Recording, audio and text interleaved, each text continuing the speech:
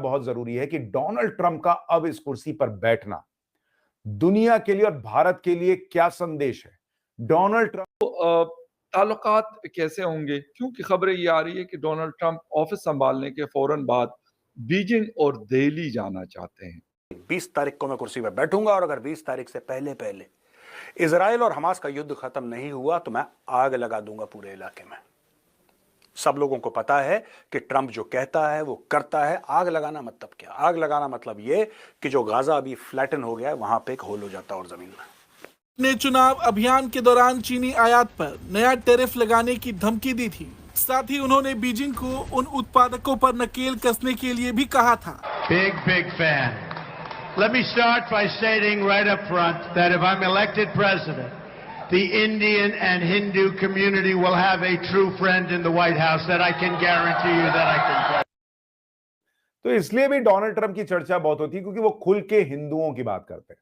अच्छा, बड़ा मस्त मौला टाइप के आदमी। अच्छा, सबने पाकिस्तान का इस्तेमाल किया है और सबसे बड़ी वजह इसकी ये है कि पाकिस्तानी खुद चाहते हैं कि कोई हमें पैसा दे और हमारा इस्तेमाल करे। अच्छा, हाँ, जब तक आप नहीं चाहते, जैसे मिश्रा जी आप हैं, अगर जब तक आप नहीं चाहते कोई आपका इस्तेमाल नहीं कर सकता।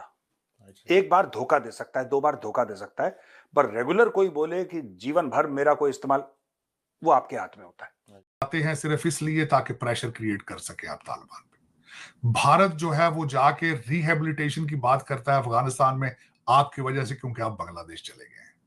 हाय फ्रेंड, स्वागत है आपका है आज की खबर में। तो दोस्तों, डोनाल्ड ट्रंप ने अमेरिका में आज शपथ ले ली है और इसमें किसको फ़ायदा है और किसको नुकसान है, और इंडिया और पाकिस्तान के एक्सपर्ट बता रहे हैं कि किसको फ़ायदा है और किसको नुकसान है। तो दोस्तों चलिए देखते हैं वीडियो में।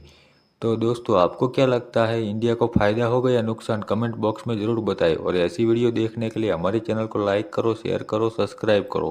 तो दोस्तों चलिए चलते हैं। एक हफ्ता पहले की बात है जो 3 एक उन्होंने अपनी सबमरीन बनाई है और एक उन्होंने डिस्ट्रॉयर बनाया है, वो सूरत, और दूसरा वो जो उन्होंने सबमरीन बनाई है। एक हफ्ते के अंदर 3, बिल्कुल इंडिया।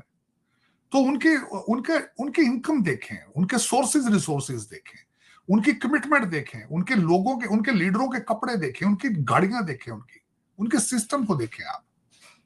वहां पे आज भी किरदार साजी है, वहां आज भी शराफत को प्रमोट किया जा रहा है। मनमोहन सिंह आज भी उसको हीरो समझा जाता था, कॉटन के कपड़े पहनने में प्राइड समझते हैं अगले। लेगेसी को जानते हैं, व्हाट इज लेगेसी। हमारे तो अभी तक दुबई और लंदन की प्रॉपर्टीज से आगे नहीं जा पा रहे। आप आए हैं और आज आपको पता है कि ट्रंप साहब की बात होगी, आज तो वही चल रहे हैं। सुबह से इंडियन मीडिया भी वही कर रहा है, मुझे भी 10 बार कॉल आ चुकी है। लेकिन आप ये बताइए कि ट्रंप 2.0 पाकिस्तान के लिए कैसा रहेगा? देखिए जी, पाकिस्तान का जहां तक ताल्लुक है तो मेरा जाती ख्याल ये है कि कोई बहुत ज्यादा मुस्बत नहीं रहेगा। पाकिस्तान को अपने रिलेशंस को अमेरिका और चाइना के दरमियान बैलेंस करना पड़ेगा, और ये बैलेंसिंग एक्ट जो होगा ये खासा मुश्किल होगा पाकिस्तान के लिए। ऐसी सूरत हाल में कि जब अमेरिका का पाकिस्तान में जो इंटरेस्ट है वो बहुत हद तक कम हो चुका है, और उसके अलावा एक फैक्टर और भी है, उसके हवाले से भी कुछ चीज़ें सामने अभी आएंगी कि डोनाल्ड ट्रंप ने इमरान खान को अपना बेहतरीन दोस्त भी कहा हुआ है, और इमरान खान आजकल ज़ेरे अताब हैं पाकिस्तान में, इस हवाले से भी। और फिर ये कि चाइना के साथ हमारे खासे जो तल्लुकात हैं वो डेवलप हो चुके हैं, और बहुत से एक काम बोला था कि वो जितने भी इलीगल्स हैं उन्हें पकड़कर कंट्री से बाहर निकालने वाला है। अब ये चीज़ उसने पाकिस्तान से सीख ली। पाकिस्तान ने भी अपने कंट्री में जो इलीगली अफगानी थे उनको पकड़कर बाहर निकाल दिया। लाखों लोगों को उन्होंने बाहर निकाल दिया। अल्टीमेटम दिया था 35 दिन का, और पकड़ के बाहर निकालकर अपनी कंट्री के अंदर सफाई कर दी। अभी ट्रंप ये काम करने वाला है। मेरा क्वेश्चन सिंपल ये है, आप सबसे जो सुन रहे हैं, क्या भारत को ट्रंप से या पाकिस्तान से ये चीज़ें नहीं सीखनी चाहिए?